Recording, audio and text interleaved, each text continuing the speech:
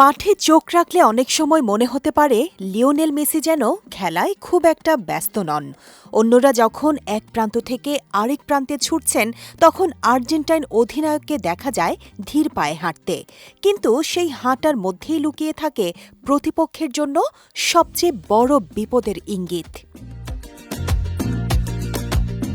বয়স এখন ৩৯-এর দোরগোড়ায়।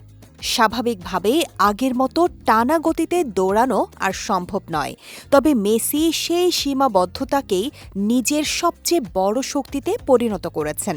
অপ্রয়োজনীয় দৌড় কমিয়ে তিনি শক্তি জমিয়ে রাখেন ম্যাচের সেই মুহূর্তগুলোর জন্য, যখন একটি পাস, একটি ড্রিবল কিংবা একটি শট পুরো ম্যাচের গল্প বদলে দিতে পারে। চলতি বিশ্বকাপে সেই পরিকল্পনাই যেন নিখুঁতভাবে বাস্তবায়ন করছেন আর্জেন্টাইন মহাতারকা।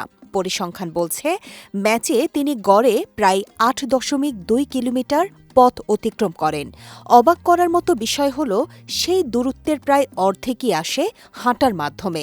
স্প্রিন্টের সংখ্যাও আগের বিশ্বকাপের তুলনায় অনেক কম, কিন্তু সংখ্যার এই পরিবর্তন তার কার্যকারিতায় কোনো ছাপ ফেলতে পারেনি।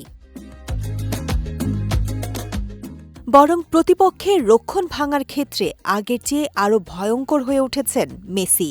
একের পর এক শট নিচ্ছেন, আবার সতীর্থদের জন্য তৈরি করছেন অসংখ্য গোলের সুযোগ। অর্থাৎ তিনি এখন আর শুধু গোলদাতা নন, পুরো আক্রমণের পরিচালকও। এই বিশ্বকাপে আরেকটি ঐতিহাসিক অর্জনও নিজের করে নিয়েছেন আর্জেন্টাইন অধিনায়ক। বিশ্বকাপ ইতিহাসের সর্বোচ্চ গোলদাতার আসনে উঠে গোল সংখ্যা নিয়ে পৌঁছে গেছেন ২১-এ। একই সঙ্গে গোল্ডেন বুটের লড়াইয়েও রয়েছেন সবার সামনে।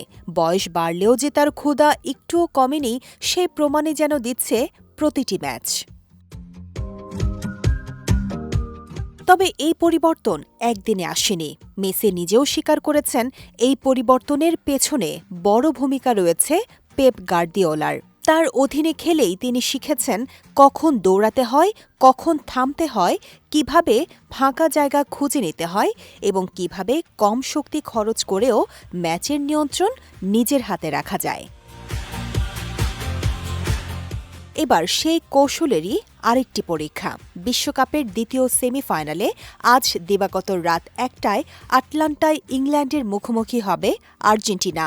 টানা দ্বিতীয়বার বিশ্বকাপ জয়ের স্বপ্ন নিয়ে মাঠে নামবে বর্তমান চ্যাম্পিয়নরা, আর কোটি সমর্থকের চোখ থাকবে একজনের দিকেই।